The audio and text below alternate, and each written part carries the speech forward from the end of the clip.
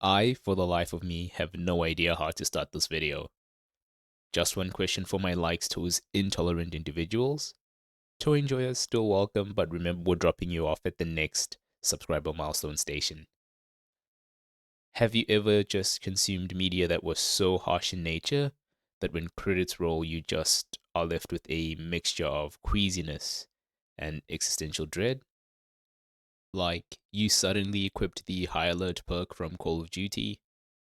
If you haven't had the displeasure of experiencing this, let's just say I've come bearing a gift. Have you come across the anime or show called Shigarui Death Frenzy? No? Well, I'll just touch upon it briefly, but if you want a small demo, just go ahead and watch this haunting clip. Oh my days. The anime itself does not even adapt the entirety of the manga written by Takayuki Yamaguchi, which is derived from early novels written by Norio Nanjo. I personally believe that the encompassing message of the material, and this is me being a reductionist, is pretty much just the proverb from Exodus 21, verse 24. An eye for an eye, tooth for tooth, hand for hand, foot for foot. But this show just says, stuff it, we are going depraved action for depraved action, because we are low-key slaves to our nature at times. Like, come on. Imagine you just found the momentum to make crazy strides towards your goals, and when they're just in sight, you're told, Whoa, brother, whoa, now. You got too much dip on your chip. and by the end of it all, I was left empty and traumatized by its conclusion. It made me think that maybe you can reach your goals too fast, or that maybe one should exercise self awareness during one's attempt at trying to remedy their lack of self awareness with self awareness. Because in that moment of shame and guilt you've accrued in your ignorance, that can pretty much make and break you. I do sympathize with some of the sword masters in the show to some degree, even though they are mostly evil and pretty much are unredeemable. They are just slaves to their obsession with upholding the unjust traditions they have only ever knew and have lived. At the end of the manga, we are shown that this route usually only leads to premature death, be it physical or abstract. Like, if I was a sword master in the show, it probably would have gone down like this. What the hell? Oh my god, no way. So look, we just have to be mindful because my sister's experience are there, and if we break them, we're both dead. Yeah. So, yeah.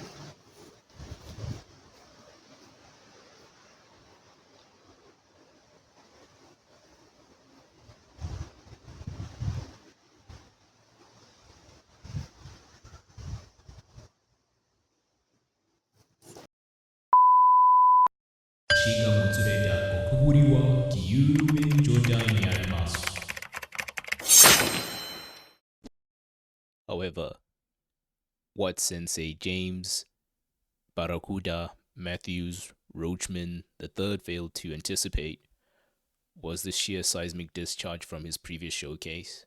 And as a consequence of these unruly actions, Sensei James Barracuda Matthews Roachmans III was sentenced to death by harakiri. And so I just wanted to challenge myself and simultaneously replicate the harsh environment you would see when watching the anime, and pretty much just see how long I would survive, followed by what shenanigans I would find myself in. Initially, I thought it looking towards Kenshi, but I was like, hell nah. I wanted the simulation to be hard, but not impossible. Like, come on. So for today, I'll be essentially playing the greatest portrayal of a samurai in video game history, and that title belongs to the game.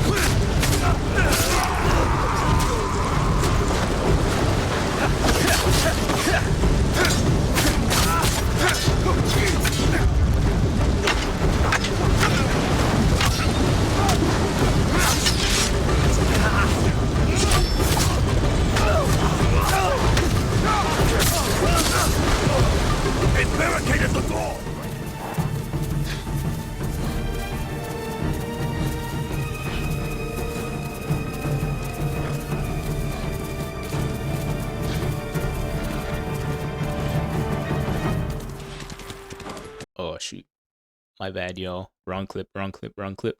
What I meant to show you was this peak instead.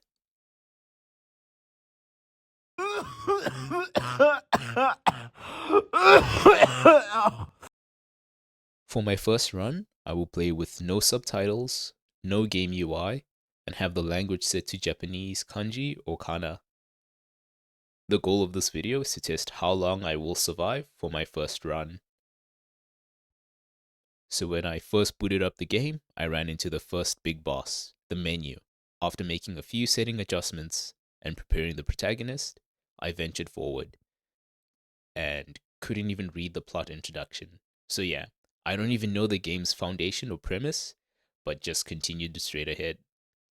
So what happens is an opening cinematic with two gentlemen approaching me, seemingly concerned about the sorry condition I'm in. Me not understanding a single thing, chose the third dialogue option. As in most RPGs, this usually happens to be the dismissal button.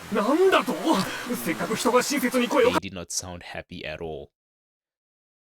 I then chose to familiarize myself with the controls for a bit, found out there was a bowing button and pretty much spammed this. And yep, just continued to trudge my way across the remnants of a hard-fought battle, which I may or may have not been a part of. Not sure who dropped the spear, but they were stupid living behind this meta loot on the ground. Took note of something unnerving and continued forward. Also came across a hut while I was lost.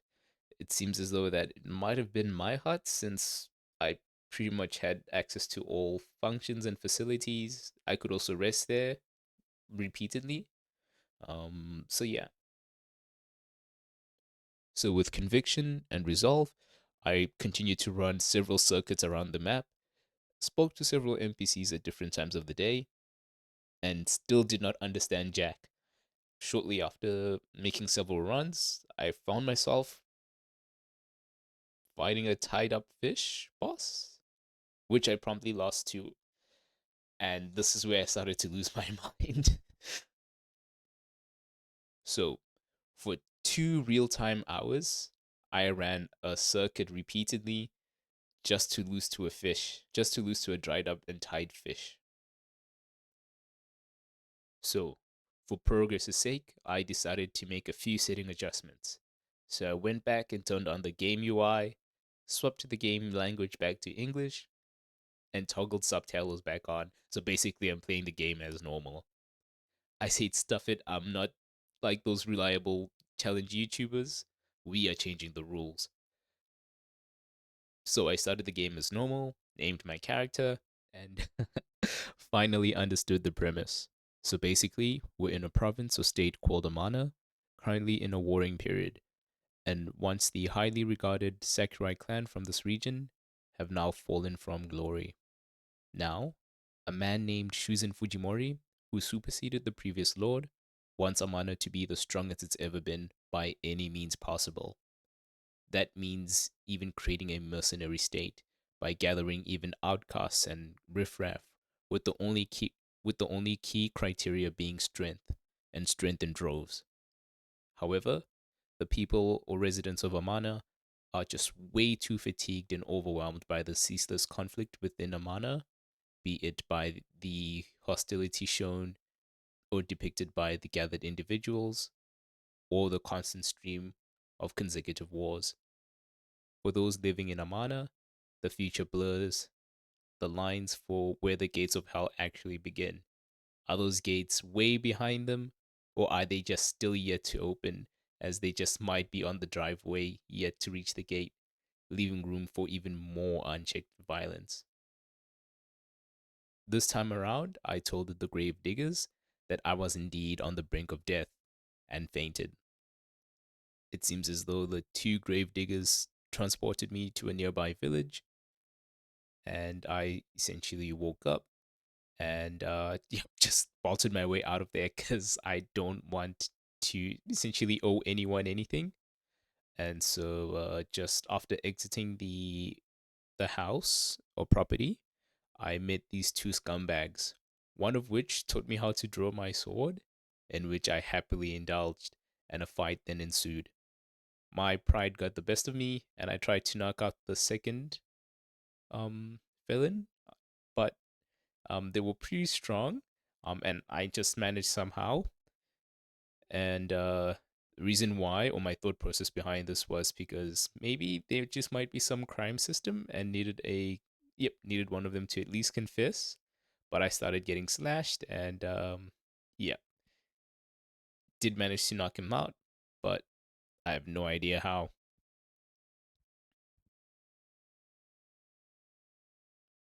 And I then just continued venturing forward, and then, funnily enough, saw the old lady near the hut that I found in my previous run. We did try to communicate, and she had a lot to say, but I understood none of it.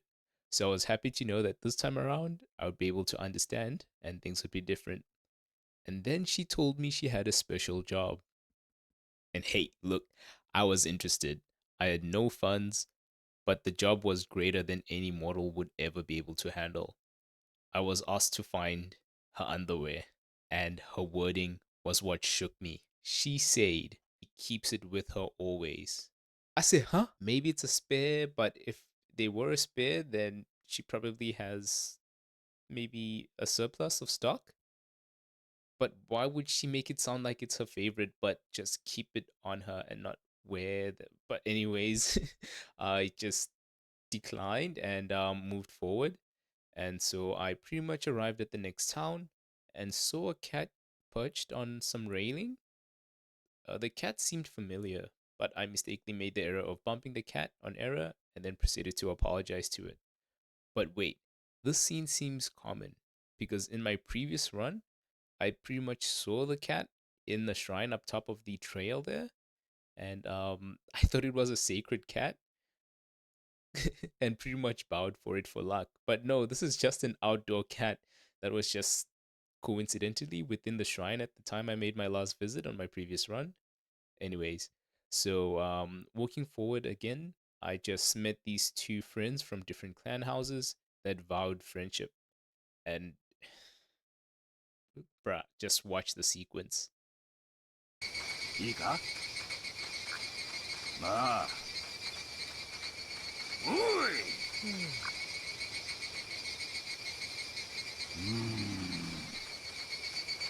うん結構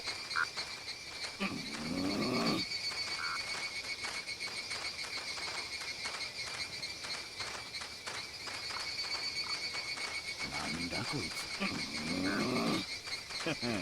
かかってこい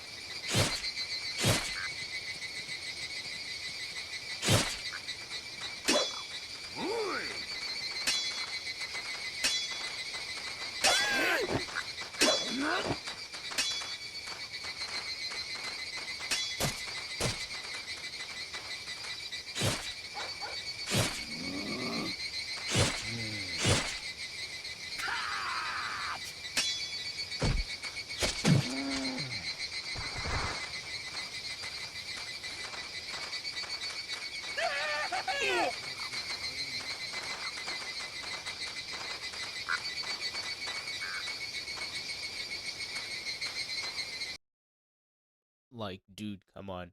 The dog and its assumed owner just walked through and passed the fight like this was a common occurrence. I said, I need to get out of here because this cannot be my fate. And I pretty much made the rule stipulation that moving forward, I just need to keep communication to a minimum because I have no idea how things are going to turn out. So I rushed to the Fujimori's castle with haste, but it was 6 p.m. by the time I arrived. And it was in the evening. I couldn't see so much as what was upcoming ahead. And so I decided I would make my way to the front gate and find out if missions or admissions were still open. And then I walked past the King Von of Amana. And wow, my immediate reaction was to turn tail and run. But I thought maybe this might be a test by Fujimori. So instead, I decided to stand my ground and strike one.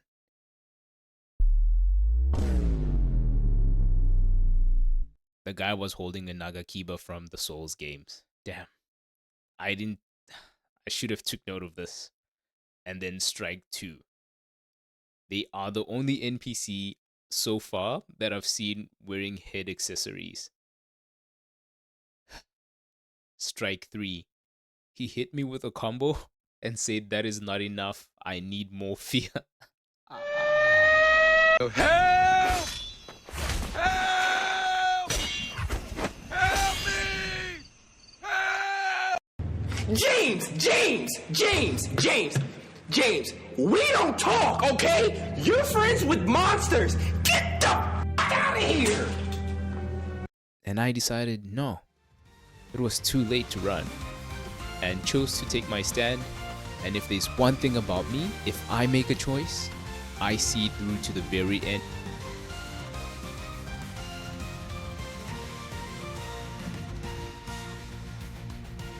And oh, that was indeed my end.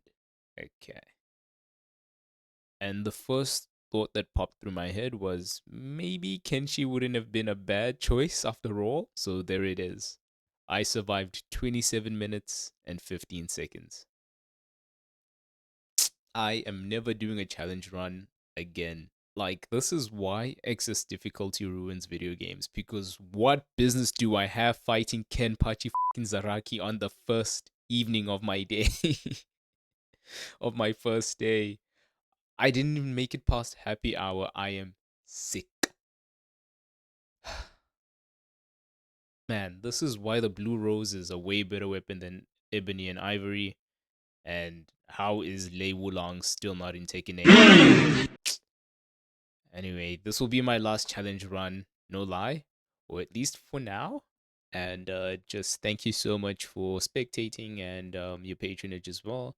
And just to give you a brief explanation of the expansive gap there in uploads is essentially I just ran into so many issues with setting up mic and audio for OBS. Just wanted to give you guys a walkthrough or playthrough of essentially Marvel Ultimate Alliance 3, The Black Order.